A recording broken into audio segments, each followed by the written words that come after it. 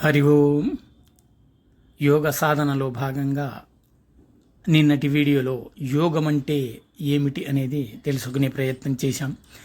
ఈరోజు యోగా శాస్త్ర ప్రాముఖ్యత గురించి తెలుసుకునే ప్రయత్నం చేద్దాం. మనం ఆది మానవుని జననంతోనే యోగ విద్య ప్రారంభమైందని చెప్పవచ్చు. యోగం మనిషి జీవన విధానమని చెప్పవచ్చు.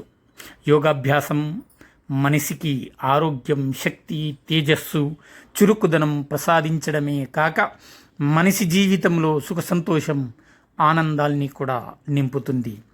ఆరోగ్యం సరిగ్గా లేకపోతే సిరి సంపదలు, ఆస్తిపాస్తులు ఉన్నా ఏం ప్రయోజనం చెప్పండి. పరమేశ్వరుడు యోగ విద్యకు అంధ్యుడని చెప్పవచ్చు. అనేక మంది యోగులు, మునులు, ఋషులు, మహర్షులు, బ్రహ్మర్షులు యోగ విద్యను ఈ ప్రపంచానికి అందించారు. ఆనాడు ప్రచారంలో ఉన్న యోగ ప్రక్రియల్ని పరిశోధించి స్వానుభవంతో పతాంజలి మహర్షి రచించిన యోగా దర్శనం మహత్తరమైన యోగాశాస్త్ర గ్రంథమని చెప్పవచ్చు. రాజయోగం, భక్తి యోగం, జపయోగం, జ్ఞానయోగం, కర్మయోగం, హఠయోగం మొదలగు ఇవన్నీ యోగశాస్త్రానికి సంబంధించిన మహానిధులే.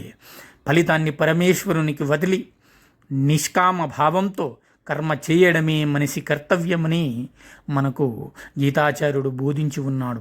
ఇడా, పింగళ, సుషుమ్న నాడులు సహకారంతో కుండలిని శక్తిని చేసి మనిషిలో నిద్రాణమై ఉన్న దేవతాశక్తిని జాగృతం చేస్తే జన్మ ధన్యమవుతుందని బోధించి అందుకు హఠయోగాన్ని మత్స్యేంద్రనాథుడు, గోరఖ్నాథులు ప్రతిపాదించారు.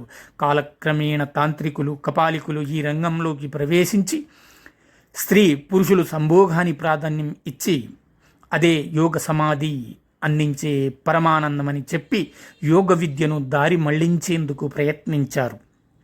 కానీ సమాజం దాన్ని హర్షించలేదు. యోగాశాస్త్రం ఉన్న ఈ భారతదేశంలో ఆధ్యాత్మిక తత్వాన్ని సంతరించుకొని 3 పువ్వులు 6 కాయలుగా నేటికి వర్ధిల్లుతుంది. ఈనాటి యుగంలో యోగ విద్యకు సైన్స్ సహాయంతో లభించి పలువురు మేధావులు, డాక్టర్లు, నిపుణులు ఈ రంగంలో ప్రవేశించి శారీరక మానసిక వికాసానికి దోహదం చేసే విధంగా యోగా శాస్త్రాన్ని మలిచి యోగ చికిత్స విధానం ప్రారంభించి మానవాళికి మహోపకారం చేసే ప్రయత్నం చేస్తూనే ఉన్నారన్నమాట. అయితే మళ్ళీ వీడియోలో యోగాభ్యాసం వల్ల కలిగే ప్రయోజనం గురించి పూర్తిగా తెలుసుకునే ప్రయత్నం చేద్దాం. జై హింద్.